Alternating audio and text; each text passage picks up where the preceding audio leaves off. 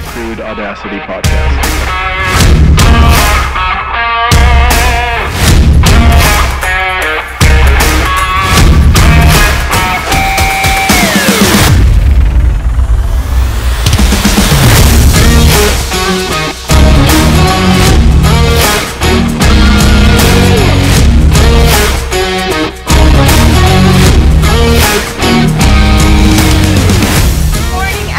You are listening to the CRUDE Audacity Podcast, the podcast that talks shop shit and all things strategy with Oilpatch influencers. I am Catherine Mills, and today's discussion is meant to provide a different perspective. So many of us forget that the oil field is first and foremost geopolitical leverage. And with 2020, we are seeing that across the board. However, many of us don't actually understand how all the players fit together. So, straight out of Kuwait, the team at Revolve Advisory here to provide a global perspective, May Zanki and Ahmad Mulla Juma. Welcome to the CRUDE Audacity Podcast. Thank you very much, Catherine. It's nice to be there. I am so thrilled to get y'all's perspective. You know, it has been a wild year, and I will fully admit that it's kind of played out. Everyone's talking about it over here. We get it. Stuff hit the fan and no one really knows what's next. But nobody is having the conversation about how what happens in the US, what happens in Saudi, what happened in Russia is actually affecting the rest of the global oil patch. So I am so thrilled to get y'all's perspective. Y'all have been around the patch for such a long time. You've really seen the interactions between multiple countries. And people forget that oil is in almost every single country in the world. So before we jump right into it, can y'all give us the story on how you got started, really what drew you to oil and energy? May, can you sort of take us through like how you built into the roles and responsibilities you have now? So I guess I could start with the dream. I initially wanted to be an astronaut. Oh, really? It's a very interesting turnaround in terms of career and the future. But it didn't make sense because I got a question from my dad at that point of time. If you become an astronaut, what are you going to do later when you come back to Kuwait? And that's a very interesting question, right? So are you going to work in NASA in Kuwait? NASA is not going to open up very time sooner here. So the oil and gas industry is the bread and butter when it comes in to the state of Kuwait, of course. Mm-hmm. So it made more sense to go to the engineering part and start the career as a petroleum engineer. So I finished my bachelor degree and master's degree in petroleum engineering side. I was attracted to the challenge that was there, which is a little bit different. Also as well, because the industry was more of like male dominant rather than, female dominant. So there was a little bit of challenge, I have to admit. Funny how I can do it as well, huh? Yeah.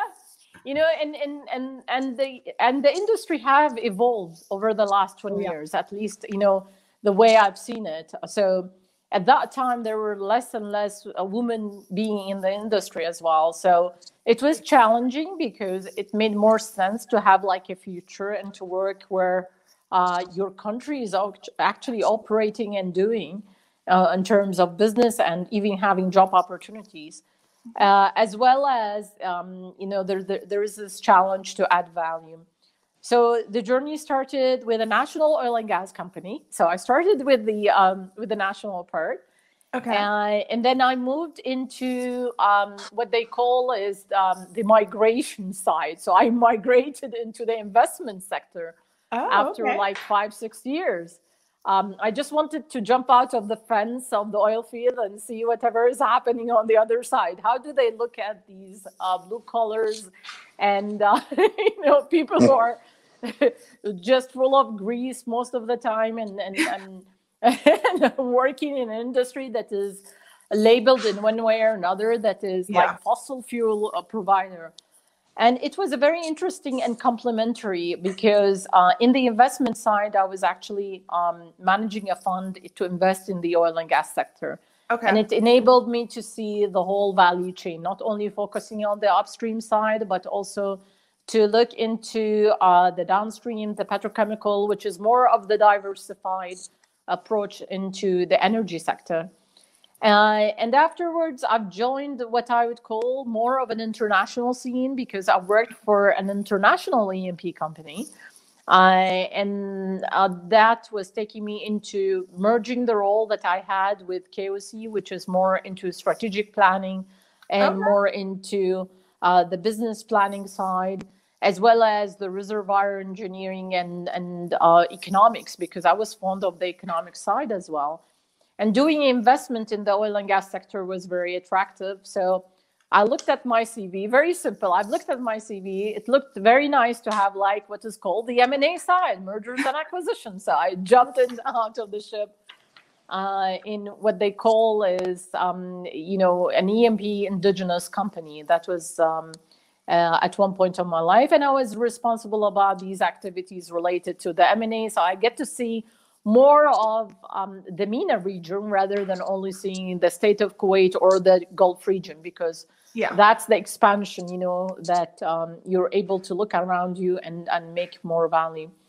I've done that for a couple of years. And then I looked back into the CV and I said, well, you know, energy definition is expanding.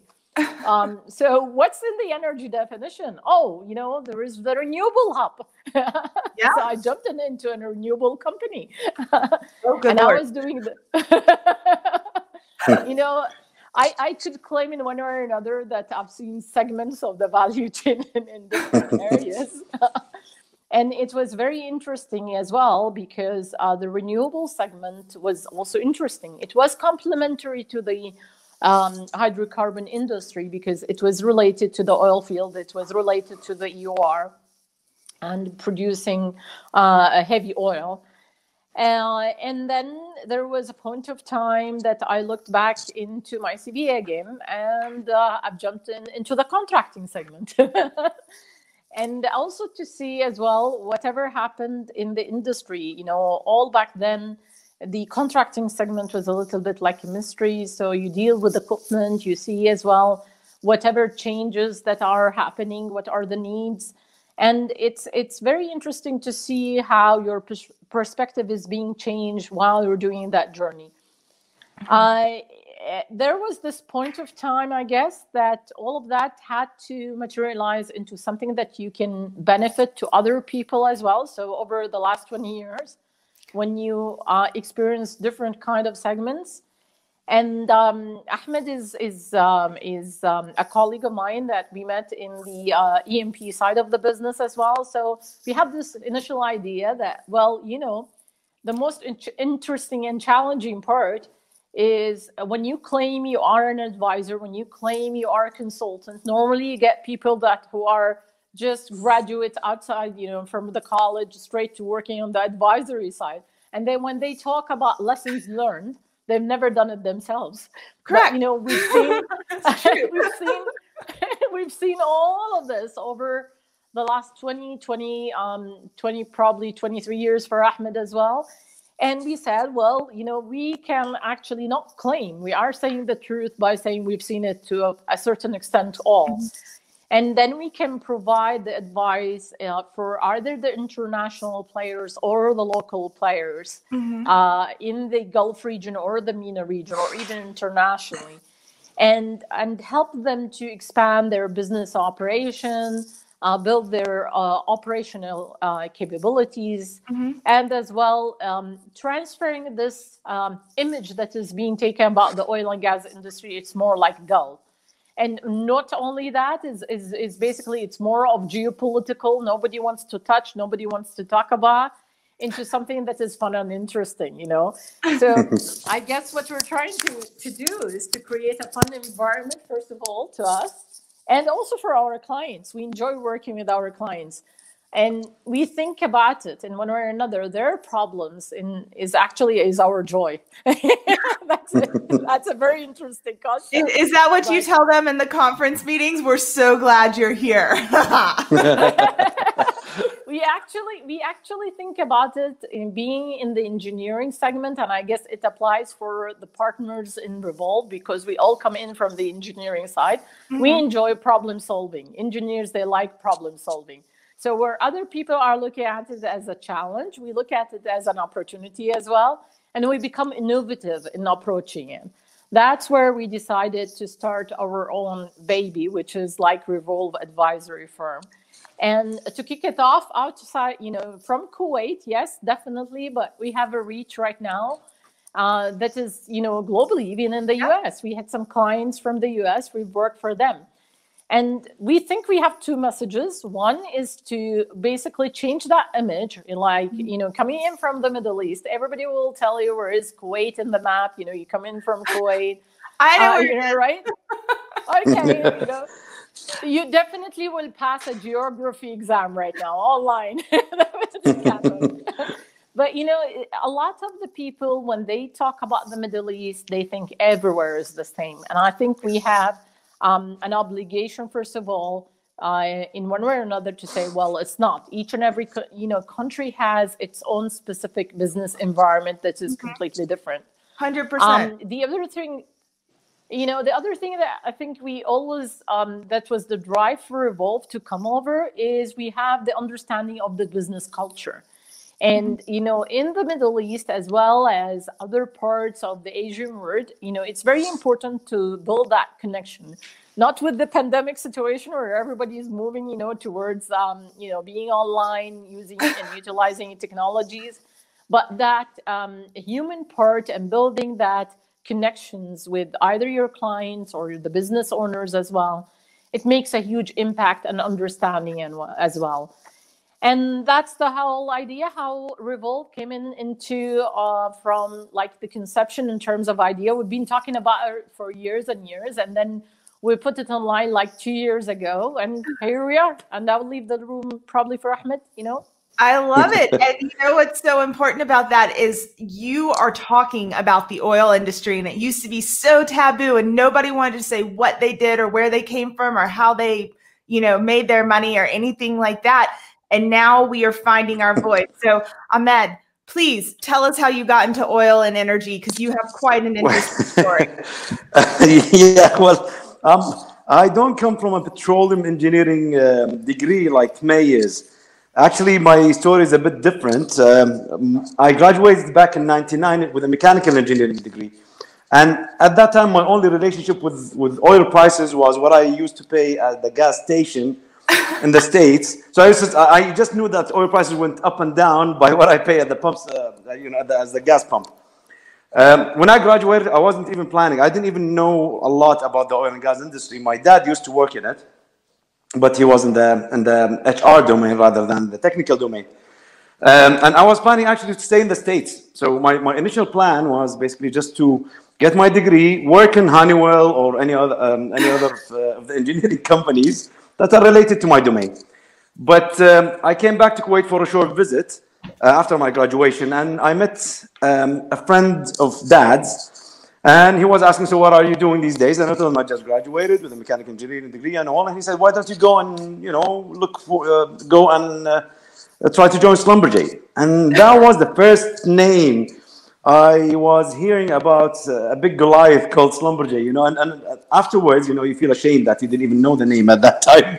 So, and so I said, okay. So I applied. I got accepted in Schlumberger, and then the journey started.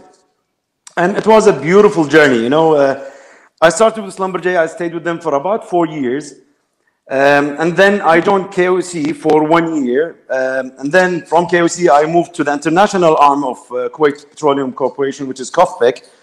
And then that was where I was introduced to the international oil and gas business. So I was working in this domain in KOC as a national oil company. And then I was introduced to this big world of international oil and gas company.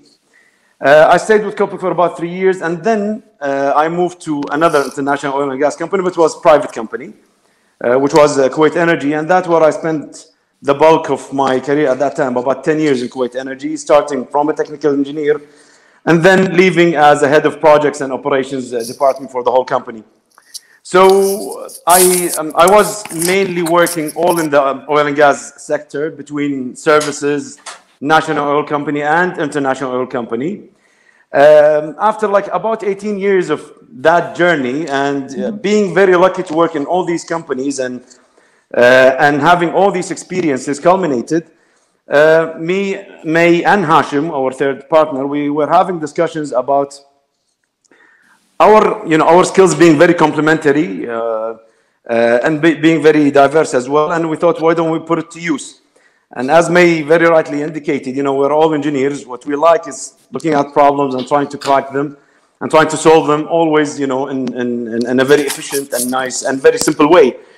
So we incepted Revolve Advisory 2 years ago, and we started working 2 years ago with clients in Kuwait, in the region, the Middle East, and as May indicated, some clients from the US. And we've been working now for the last 2 years, working on solving clients' problems. Y'all get to see everything. And I think that's what's so important about your team and your perspective and the conversation we're having today is because even in the States, we really only think in the lower 48, and that really just means West Texas most of the time. We don't really get to think outside impacts and what decisions here mean for decisions there. So take us back. We're seeing the market crash. What are you guys thinking? Because y'all have a different structure over there than we do. I can guarantee you that everyone over here just went to the bar to get a cocktail. We were like, we have no idea. But as we're watching everything fall, being a national oil company and familiar with the international companies, what starts running through y'all's head as, advisors, as senior leadership, everything? May, go ahead. Okay, so I was waiting for him probably to take that question. I think what we're seeing right now is definitely we cannot claim that the oil industry is in isolation for anything. I think whatever we're seeing is a market trend is something that was already going to happen, regardless of the current pandemic situation that we're going through. Yeah, take that part out of it, because I think everyone understands COVID, but the Russia-Saudi interactions, these OPEC interactions. It was going to happen. It was going to happen, So the whole pandemic situation just expedited the whole movement in the oil and gas industry. So I remember 2 years ago, we're putting like some certain scenarios. And one of these scenarios is actually, we think, and we do believe that the oil prices is going to be under squeeze for a certain period of time, probably longer than whatever other people are expecting, is because as you started in our conversation, this is like a geopolitical impacted industry. So the tension that is taking place right now in the Middle East and in certain I would say part of the Middle East is really impacting the industry. However, I think the main thing that in the past we used to see as general trends, everybody used to talk about renewable industry, how it's going to replace the hydrocarbon industry immediately. But we've seen also some trends that the slow investment that has been taking place in the renewable industry made it a little bit, I would say, behind, probably within another 10 to 15 years to catch up really with the oil and gas industry. So yes, there is some, I wouldn't say it's a crash in the market. I would say that we are heading towards probably a semi-recession period for some time. Okay. That's going to be not driven by the supply demand. I don't think it's a supply demand or a commodity problem anymore. It's more about the geopolitical situation that is impacting the industry. Another thing is the way we look at it normally with, somebody who's living in the US, working in that industry with the current market crash, people will lose their jobs. And that's something that happens, that's why they go to the bar, right? Everybody is worried about losing their jobs. And that's because, the small to medium-sized player, the private players, are always, worried about cutting back costs. The first thing that they would think about is we need to cut back costs, we need to fire people, we need to lay off some people, and all of that. Oh yes. But when it, but the industry in the Middle East, because it's being run by the national oil and gas companies, we've seen that yes, there is some slowdown, there is some cost optimization, but it's not like a mega layoffs that happens in the industry. And we have to be careful as well when we're saying it's a layoff, because you don't want to lose certain expertise. Yes, the industry is reshaping. We're going towards like adopting of more of technologies. We need different skill sets. Yes, definitely. But you don't want to lose these expertise. You don't want to have the same gap that happened back in the 60s, that happened back again in the 80s, because of this migration that happened between the industries, you know? Correct. So what I'm trying to say is like, we've seen that the industry from our Middle Eastern side, we didn't see that much of impact. You know, okay. There is some cost optimization, but I think the survival is going to be for the fittest. Projects are still undergoing. There will be some squeeze on, you know, players and oilfield services, contractor margins. But I guess, you know, the industry is going to continue. At the end of the day, this is going to be driven by the transportation industry, you know, still with the electrical cars, it takes some time to get to all of that, you know, everybody to use electrical cars, you know. And when it comes into the shipping industry, the airplanes, you know, all of this is still going to use the oil and gas. So it's going to rebalance, but in my personal view, it will take some time to rebalance again.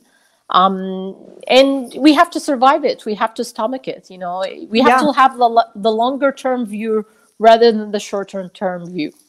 Well, I think what you said earlier about the definition of energy, I think that really plays into what you're saying right now, because to your point, it's not really alternatives and oil and gas. They all are intertwined. They've been intertwined for decades, and the evolution of each also brings the others along. It's just, what does that future look like? So, Ahmed, when you are sitting there, like, breaking down in your head what's happening across the globe from the geopolitical standpoint, we've got international oil companies, we've got national oil companies, and then we've got privates.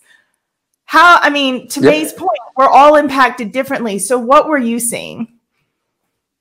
Well, look, so all oil companies and oil countries depend eventually on the top line depends on the oil price, which is very much dependent on the market.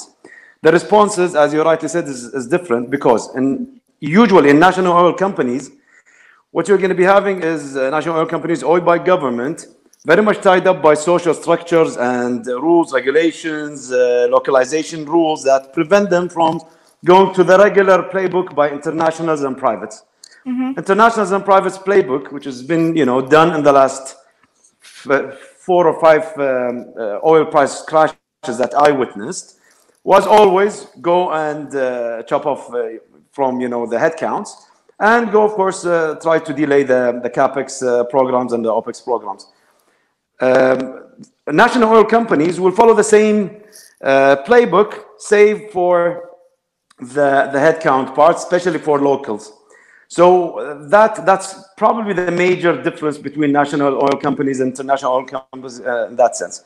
The other slight difference is that national oil companies will keep some strategic projects going, because it's very vital for the continuity and long-term survival of the oil company itself. While international oil companies would go and basically just stop many projects, even if they were vital, because they think, right now it's about cash survival and cash perseverance. So that's another slight difference. Both of them would cut capex. You'll see that everybody in this pandemic and this oil price drop cut their capex and opex programs, but and NOCs are to a lesser extent than the IOCs. The thing that has, I think, the interesting part in all scenarios is that the most entities or the most companies that get squeezed during this time are oilfield services companies. Yeah. Because NOCs, IOCs, private oil companies, all of them are going to revert back to oilfield services companies and asking for discounts and delayed payments and. So we're seeing it. Yeah. So and then that's what creates the problem afterwards, because for the long term, and probably Catherine, we talked about that a while ago, it's very hard to run a long-term industry with a short-term view. Very true. It's very tough to run an oil and gas industry or an energy industry that spans tens of years, or a minimum 7 to 10 years for projects, with a short-term view that's very much affected by a PS number or a profitability number decided by an analyst on a quarterly basis.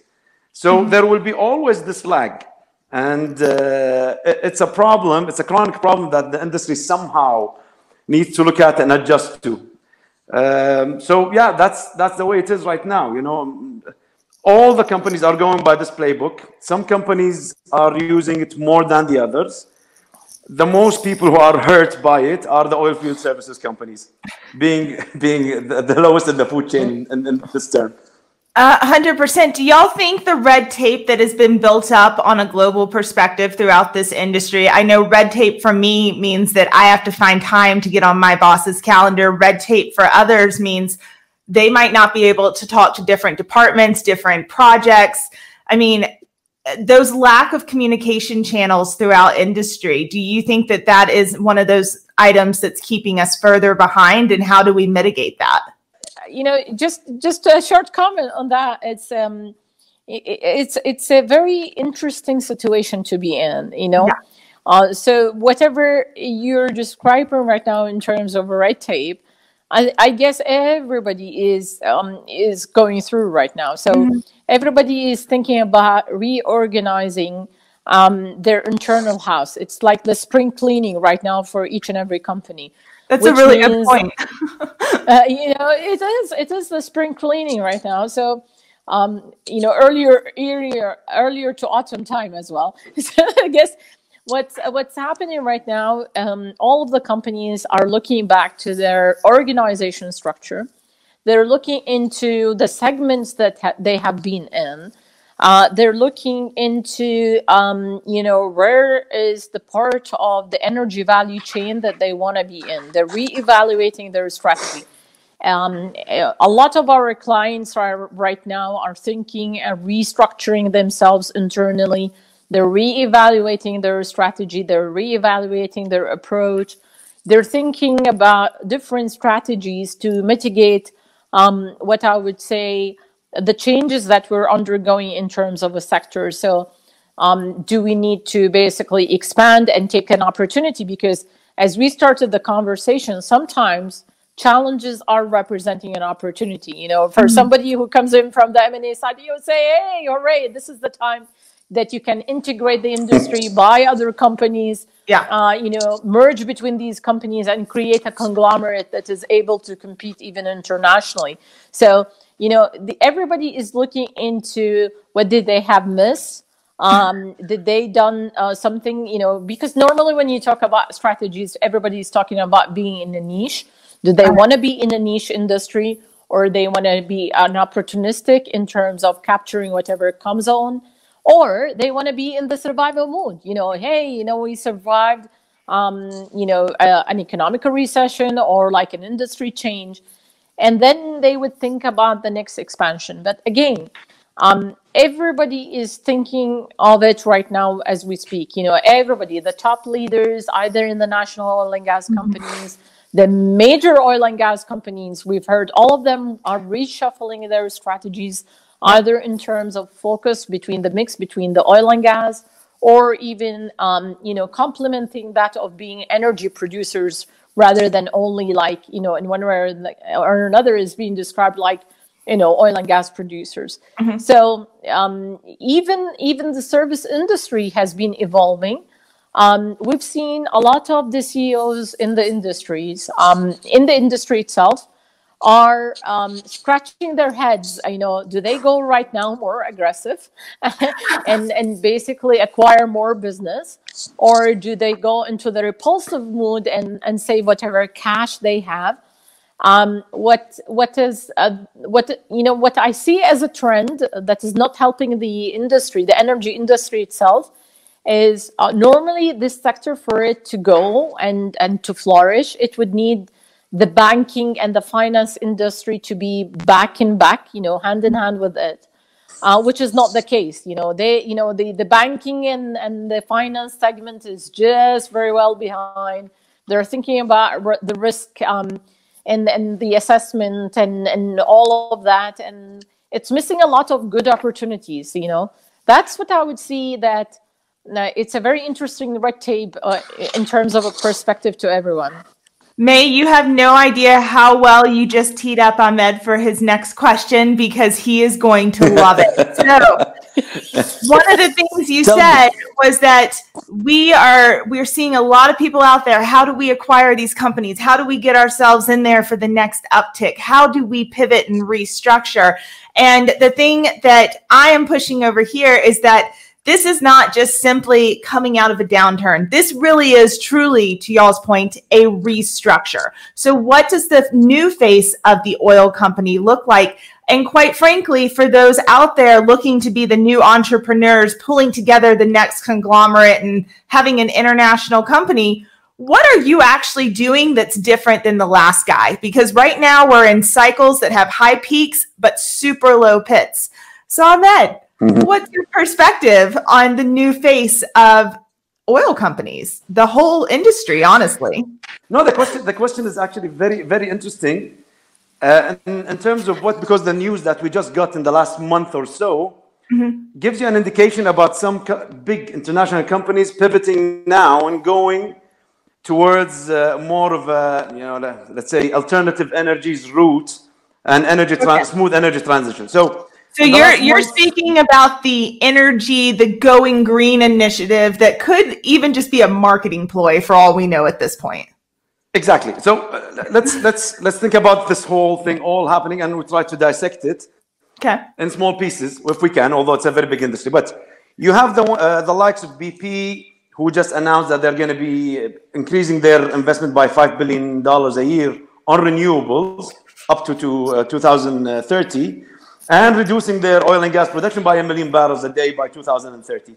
There is Shell also with their project Reshape, I believe that's what it's called, to reshape the company now and to focus more on renewables for the future. So, and Total has also similar approaches going there. Now, when you think about it, the capital is finite. Although I know that, you can, with a press of a button, you could create a lot of it. But let's think that capital is finite eventually. And it will always chase the best opportunities available. Other companies now, the other big boys that are there on the block, they have very solid balance sheets, regardless of the oil prices in the time being. They are very well poised to take the opportunities that May was mentioning just now.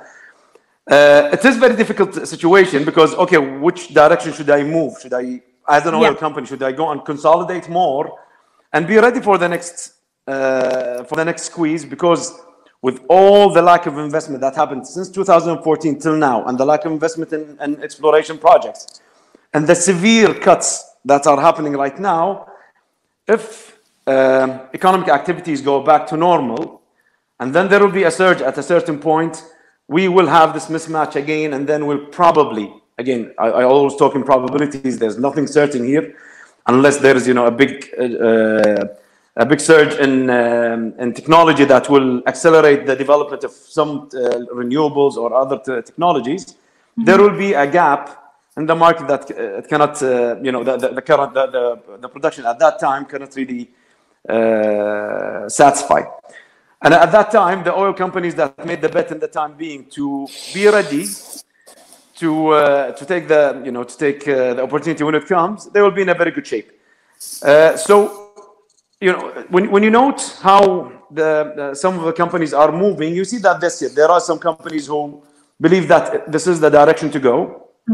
Others believe that, well, no, we should actually wait and take and seize the opportunities and see what's available to complement our offerings, reduce our costs, and be there for the next, for the next oil price increases and adjustments. There's one more thing that sometimes, everybody talks about development of technologies, and that's very true. Technologies develop very fast, and with the current automation, AI, and everything is moving very, very much faster. But if we think that there will be a very much fast development in renewables, the acceleration of technology and renewables and alternatives and all, yes, there is a big chance that there will be an acceleration in technology developments to make it much more competitive. However, if there is also an acceleration of technology in carbon capturing and everything that makes oil and gas companies less competitive in the time being, that means that the oil and gas companies will come forward afterwards also on competitiveness and being poised, being the most convenient energy source in the time being to take a lead again. And as we discussed in the beginning, capital is finite. It's always going to go for the highest yield return in projects. If you remove the subsidies at a certain point, you cannot keep subsidies and everything and tax breaks forever. The industry might reshape itself again so that the oil and gas takes the lead again because of these changes in dynamics. I love that. So to your point, technology, that's really going to be another pivot for us. That's really going to be that helps us restructure one way or the other, be it, alternative energies, oil and gas. However, what we see is when projects are being picked, and we see this globally, it's usually someone's pet project. It's not necessarily the best project for the company or the best project for industry to give that step ahead, so to speak.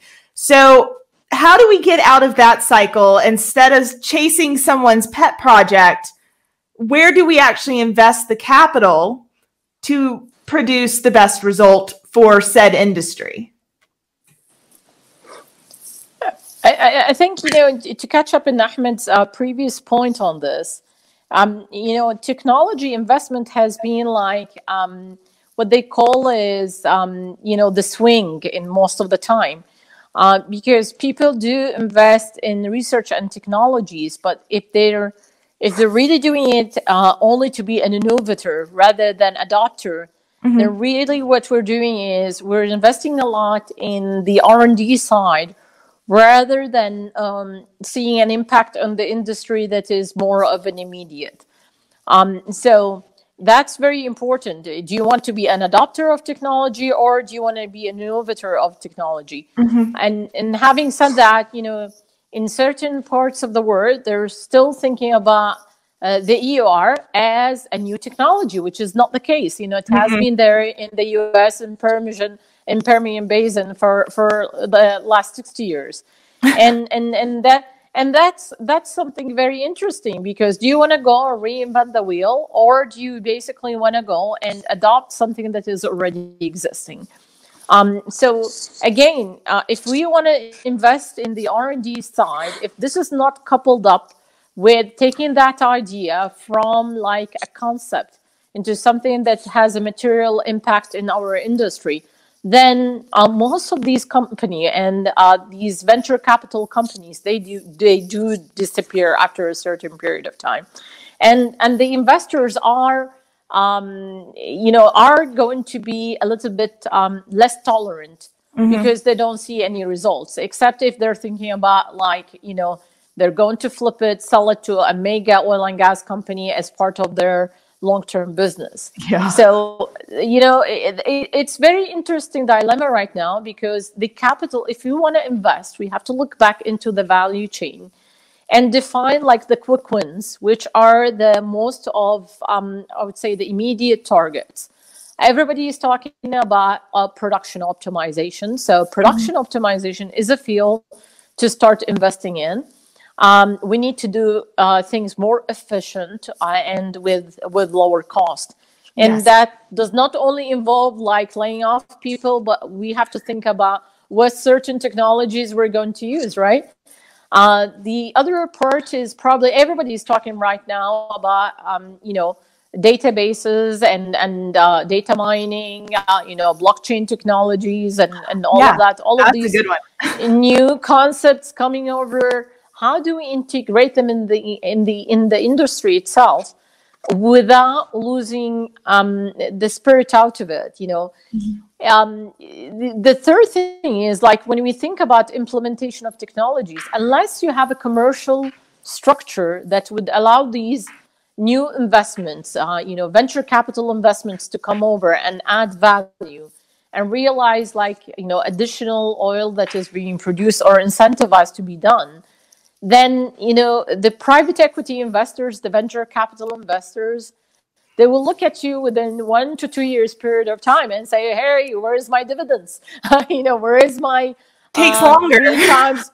Yeah, exactly. You know, 3 to 5 times your EBITDA value that, you know, I invested in. And that's, again, that's a very interesting dilemma. We need to educate the banking industry, the finance industry. That is going to take longer. We're not a consumer-based industry here. You know, we don't sell, for example, you know, phones, iPads. Don't get me wrong. I'm not against that, but we're not in a consumer-based industry here. So we are working with what I would describe more of like regulators, regardless if they are the government or regardless if it is like a county or regardless if it is like a certain country as well, if we're operating in. So, you know, the industry by itself is a little bit specific. The first thing that we need to look at is think about the immediate quick wins and start deploying certain capital in it. Look into the longer term and start investing in it as well, you know. And it's very interesting because each and every country, not even region, has its own specific nature. Yes. You know, when you look down into Africa and you want to invest in renewables, and where they don't have any form of energy and they have oil and gas resources, it doesn't make sense in one way or another, right? Exactly. So you know, you have to think about where are you in terms of like maturity in terms of your segment and sectors, and then complement that. So we understand, to May's point earlier, that enhanced oil recovery, that is a big topic across Middle Eastern countries and honestly really outside of the US because of the conventional assets. However, my argument coming back, you're correct. The technology has been there for 60 years. It's nothing new. Where I come with issue is that most of it has stayed in the laboratory. We don't see a lot of people actually go out and successfully implement because, quite frankly, there's no incentive to implement. How do we change that? Because it really shouldn't be labeled as enhanced oil recovery, tertiary recovery. It should be reservoir development planning. I think we were talking about this offline, me and Ahmed. And it's a very interesting topic, you know. Give me some insider trading here. So I guess, you know, the 101 in reservoir engineering that you learn back into the school if you're a reservoir engineer is you don't need until the field is already mature. So you start the EOR. You have to start early on, and you have to start in the beginning of the life of the field, so you can maximize the recovered oil. And actually, the reservoir performance becomes even much better if you integrate that with your development plan. Absolutely said by you, Kathleen. So the major thing that has been happening, and I think there was no incentive other than the US to go for the big EOR projects, is probably for 3 reasons. The first reason is really coming into the structure of, are these projects are really commercial or they're not commercial? In terms, is the oil price is really helpful so you can produce that amount of oil? Like if your cost for a barrel of oil is $8, do you want it to be like $25 or $30 right now with the current price squeeze or not? So the challenge is there was so much of cheap oil that is already existing that people thought, well, let's go for the primary recovery, maybe a little bit of the improved enhanced oil recovery using the electrical submersible pumps or gas injection or gas lift and doing all of that. But they forgot that, you know, in the 101 in the industry, in the engineering part, you have to start early on.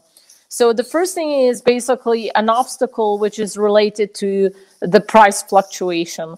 The other thing, which is important, there is no incentive for any of the pioneer in the EOR industry to come over and say, if I produce that much of barrels of oil equivalent, which is going to be additional, he or she going to be incentivized? So the commercial structure within the existing contracts, either production sharing or service agreements, or in some areas where the oil and gas industry is looked at as the wealth of the country, and you can't have like international small players to be operator. They can be contractors, but they can't be operators. So there is no incentive for them whatsoever to come and implement these projects. The third thing is probably the cost of material and the availability of material. Like when we're talking about the chemical EOR, where's the source of the chemical coming from?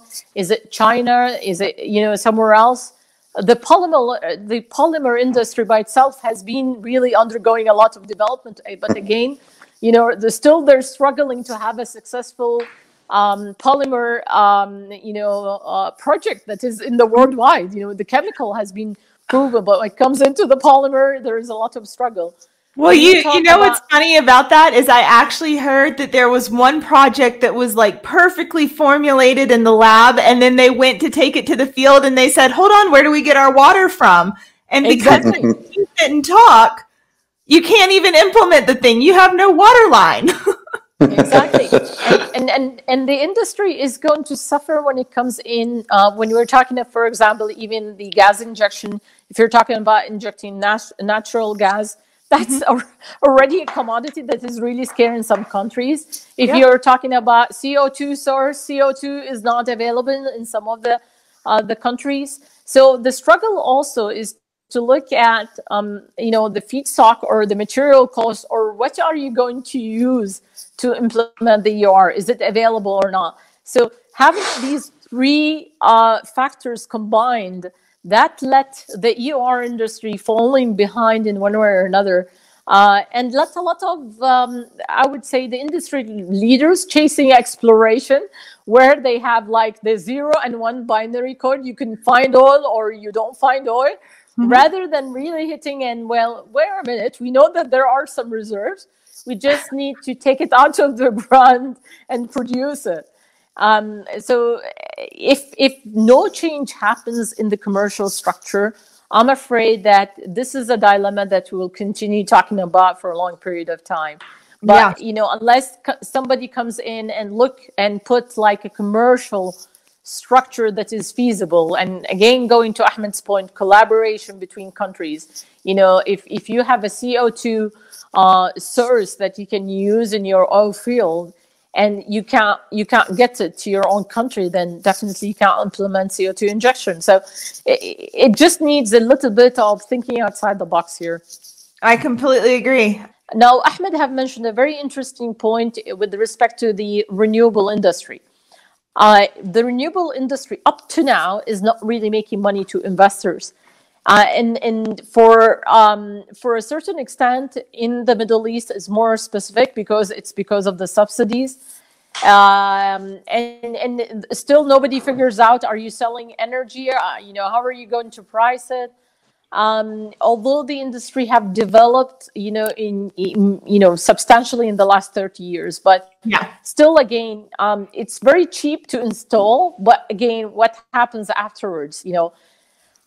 So I guess that's the thing. I can't just tell you, we should go and invest everybody right now in technology development, because the market will be oversaturated. We'll lose the other part of the value chain.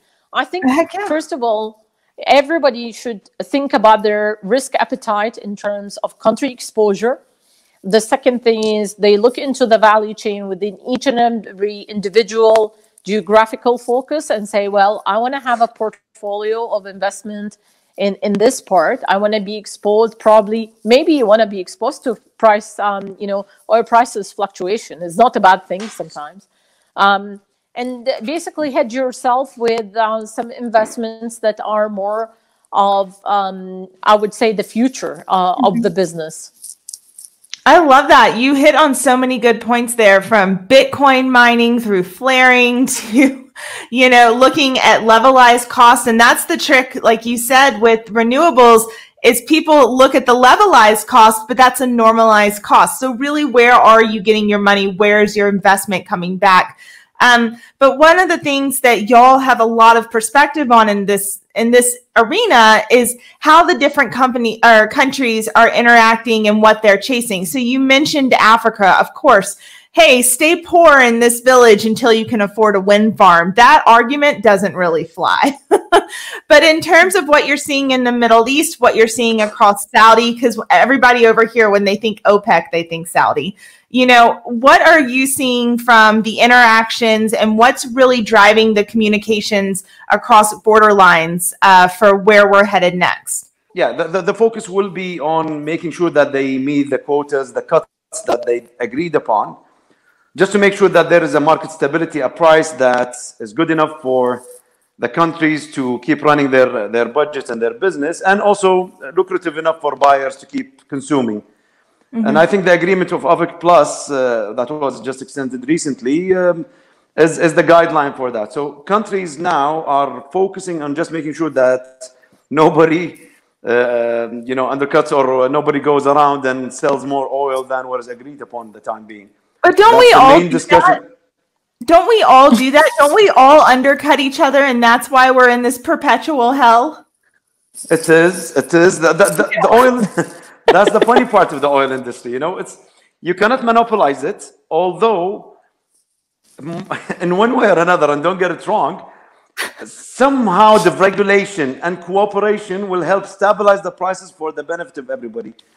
And funny enough, the most stable area of, most stable era of oil prices were during the Rockefeller time back in the 1800s, when they managed this full chain. I'm not saying that monopoly is good, but I'm saying is that some coordination and cooperation amongst all the players will help everybody ease out, because all these spikes ups and down is happening because of this. People coming in, flooding the market, prices crash, they go out, then there is a short investment, which will lead to a squeeze in the markets in the future. Oil prices go up, people come in again, and the cycle continues and go on. Yeah. So as we're wrapping up here, one of the things I'm very curious about is the lessons learned. Again, the United States were the first to admit that the most important thing to the United States is the United States. But because we have this geopolitical push back and forth, and it is going to make our cycles much more volatile. I think we've already recognized that in 2020. What do we need to understand? What do regions, countries, we've got this chase we've got the petrodollar that backs up our industry, the agreement from the 70s, but then we've got China coming in trying to unseat that. So what do we need to understand better, to Ahmed's point, about these long-term stabilization tactics that they did exist at one point, not saying monopolies are good, but we've got to have some stability here. So what is y'all's perspective on the lessons learned across global interactions? I could basically start from the terminology that we kept hearing for the last 18 months, which is we are under a price war. So, here is where we've used a commodity and we use it as a weapon of war. And that's the most politicized way of looking into the industry. Again, in one way or another, it has to be looked at in terms of collaboration. We all need to produce, oil, but we need to produce it cheaper. We either need to have a higher price or a higher quantity so we can make it up, right? So if we all cut back in terms of production, it's not for the benefit of anybody here. There is the industry by itself as well has been undergoing what I would say interesting development in the way that they classify their reserves, they classify their resources. It became more of a marketing tool, more of something that you want to tell your investors, even if you are like a big international player, you don't want to report that there is a decrease or increase in your reserves or your reserves value, because it will like all those buzzwords, optimize, big data. They sound great, they look flashy, but what do they mean? Exactly. And you know, unless you're able to monetize that value by, you know, increasing your production or being able to reduce your cost, and then you can, you know, you can produce the same barrels of oil or gas, but you produce them cheaper, and then you're able to compete. But again, I think the main question is, do we really think if the industry is fragmented still, is there room for like integration? Probably it's a combination of both, because you know, the price war in one way or another is driving the major oil and gas companies, the national and the international, to reshape their own plans and thinking. It's also creating that opportunity for integration, and the integration by itself will bring in certain value. So I'm not sure if we were going to say we need to eliminate that completely, but there has to be like, and they've discussed that many times in the OPEC side, is there like a price that will satisfy everybody? And I guess, you know, the leaders will never agree on that. You know, nobody is going to say, yeah, I'm fine with the $50 price, because everybody's thinking about their profit margins and one way or another. 100%. Me too. So, and that's a very challenging thing, Kathleen, because you know, everybody would think, do I need to survive or I need to save the others? And it's just like when you're in the airplane, they tell you to put the oxygen mask first and then save the others. So everybody will think, oh, you know, I wanna save myself first. I want to survive, and then think about if there is an integration that happens in the industry. But again, the lessons learned in summary for me, between what I would say North America and the Middle East, I guess the thing is, this industry is going to continue whether we like it or not, you know. You know, and suddenly saying, you know, every 3 or 4 years, hey, we need to reshuffle our focus from it and do something else and then come back to it again. It's more of creating that interruption. I think what we need is to pause, look for areas of integration, look of areas that we can add more of diversity, even in terms of a value chain. And maybe it's also, in one or another, it creates an opportunity for newcomers, and it creates an opportunity for people who wants to leave it and probably go into another industry. So I guess what we need to look at is more of a longer term. That's probably what kept the Middle East to go and continue in the oil and gas industry as a takeaway. You know, you can't reshape your, you know, hey, we want to be part of COP21, and the other day we're not part of COP21. We have to decide and stick with it. You know, make a decision and stick with it, and start doing things in more of rationalized manner rather than being reactive. That's my takeaway on that. Very well said, May. From my side, I think there are always two views that you look at it. First of all, I don't think that we are an industry that learns very much from lessons learned in the past, because we keep doing the same things, you know. We keep going, reverting to the same things that will create problems in the future. However, if there is one thing that I think should be focused on, is that there should be a global effort from all the companies and the stakeholders in the industry to deal with the challenges that the industry is faced with, especially carbon emissions and greenhouse emissions. This is basically what's making it less advantageous in terms of usage, and you know, and all the movements in the world right now, whether it's from the activists in the environmental side or from banks and investors. Partly so because of the greenhouse emissions, and partly so now because of the cyclicality in oil prices. The latest research shows that many oil companies did not make any profits or any competitive profits in the last 10 years, especially in Northern America. So to have this global cooperation on the challenges, to deal with these challenges, so that the industry overall, you know, high tide will raise all boats. Everybody wins in that. I'm not saying that, go and work on price fixing and all these things, but at least let's all deal with the challenge that that's laying ahead of us, which is greenhouse emissions.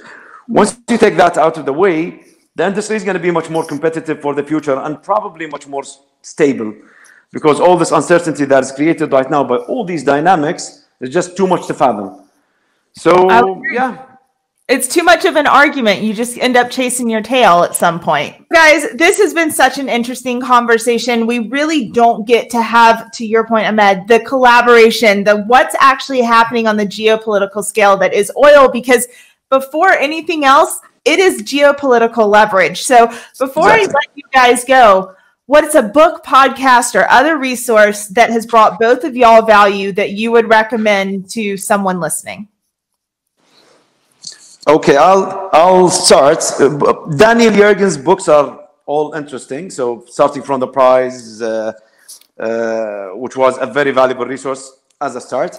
I think crude volatility for Bob Macmillan, I guess. I forgot his name. It's a shame to forget always the name of the author, but the name of the book is Crude Volatility. I think it was a very valuable resource to revert to all the time. I have it in my library, and I always keep reading in it every once in a while. That's awesome. I'll be sure to link those. May, what would you recommend?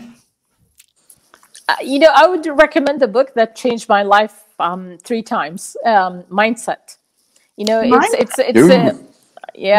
It's nothing to do with the oil and gas industry. But it is very interesting book, because you have to think about a fixed mindset where you have a progressive thinking. And I think it changed my career. It changed the way I looked into things to a certain extent, because Ahmed keeps saying that, I carry both flags, the investment sector and the oil and gas sector as well. I'm a double agent here, Well, guys, thank you so much. Again, I really appreciate your perspective, your insight. I hope what you have delivered here today, someone's going to start thinking outside the box, start thinking collaboration, and honestly, how can we restructure and reface this industry? Because if anything else, I think 2020 has given us that opportunity, since it's just so off the wall. So thank you both again. I know it's super late over in Kuwait. I look forward to more discussions here, but you've brought so much value, so thank you for your time. Thank you, Catherine, for hosting us. Appreciate it. All right, Take care. Bye-bye.